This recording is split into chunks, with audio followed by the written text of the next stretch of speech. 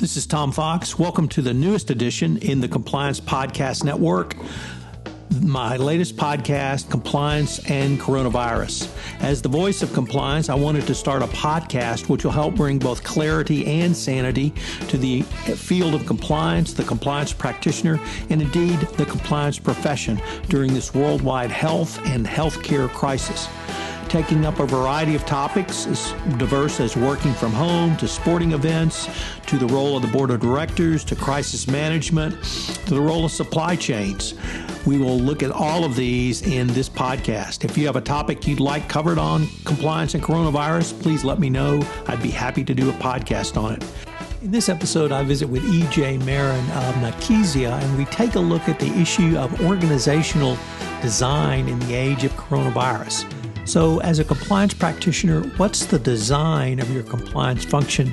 Does it need to change? And are there new risks associated with any change in organizational design?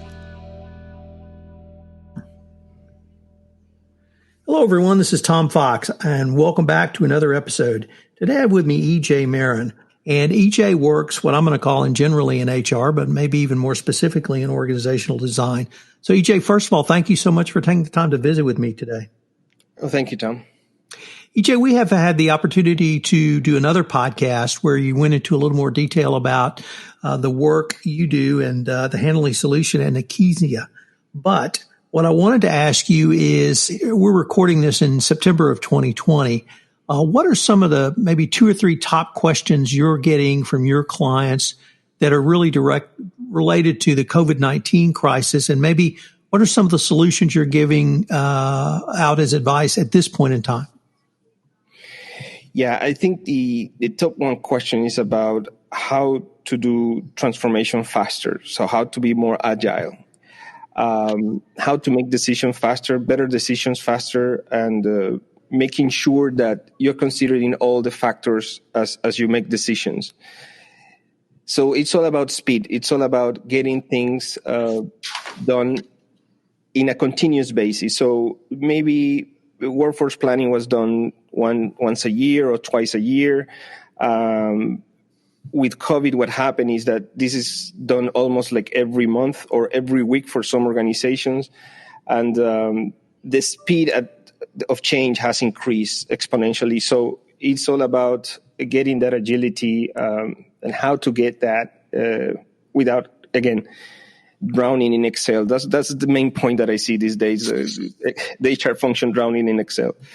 One of the things that also strikes me is that of all the corporate functions that have been perhaps the most impacted by COVID, HR's got to be right up there at the top.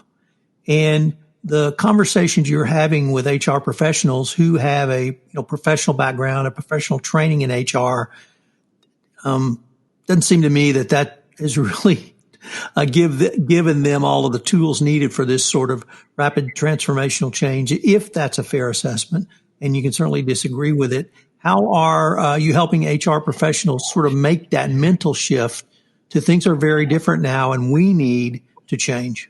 I couldn't agree more. I mean, the HR has been the first responder for this COVID-19. If there is any corporate function that has been the first responder for this, is HR.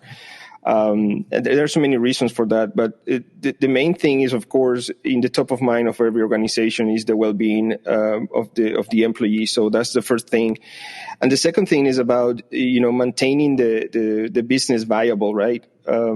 And making sure that you're adapting in a way that you can not only survive the crisis, but what's coming next, right? How to prepare for the next wave of things. Unfortunately, we're in September 2020. We're starting to see some light at the end of the tunnel. We're starting to see some timelines for vaccines and all that.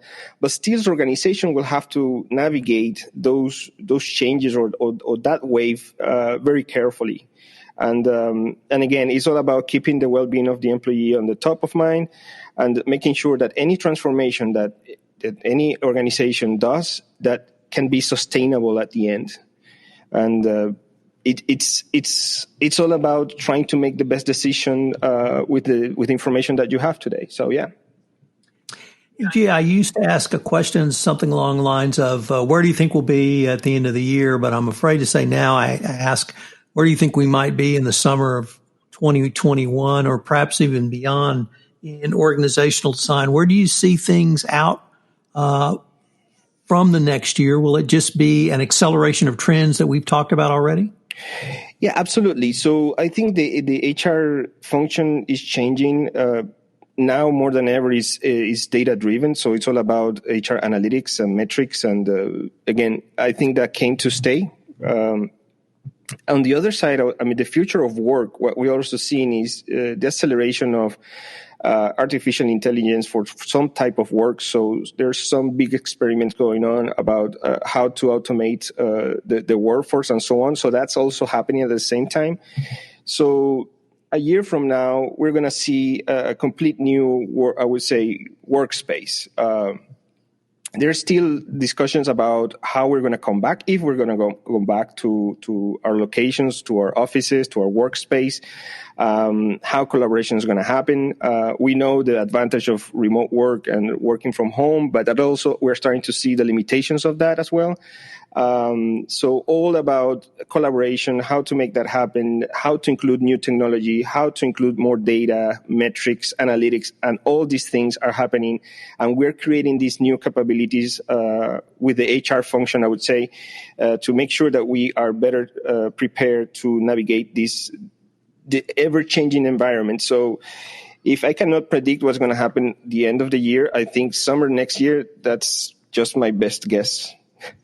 With everything that you've talked about, there's a whole sort of regulations around data privacy that HR has to be cognizant of and be aware of. Is that part of the conversations you're having with your clients as well?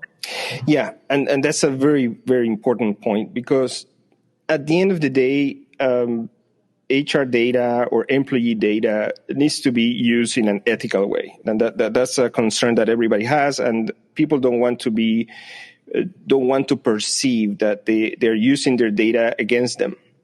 So it is very important to explain when you are using HR data to the employee that there is a benefit for them.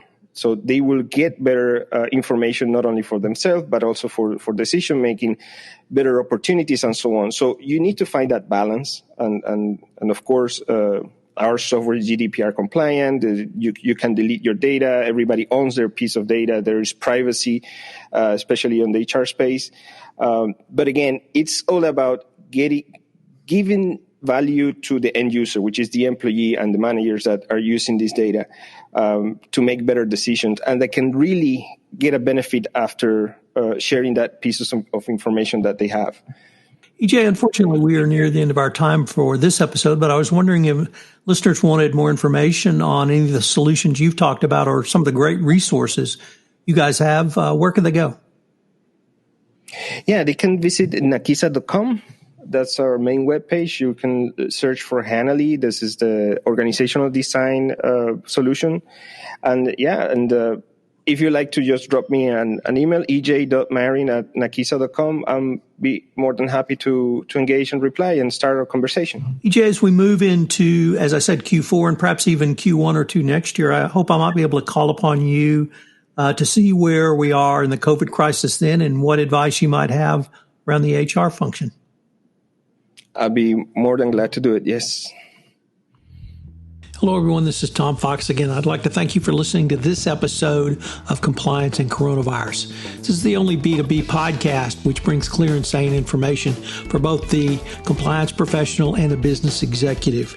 If I could ask you to do one thing, if you could tell one person about this podcast, I'm trying to get the word out about this most unique podcast in the Compliance Podcast Network. So if you could tell one person about it, send them a copy, send them a link, do something to help me publicize this podcast, I would greatly appreciate it.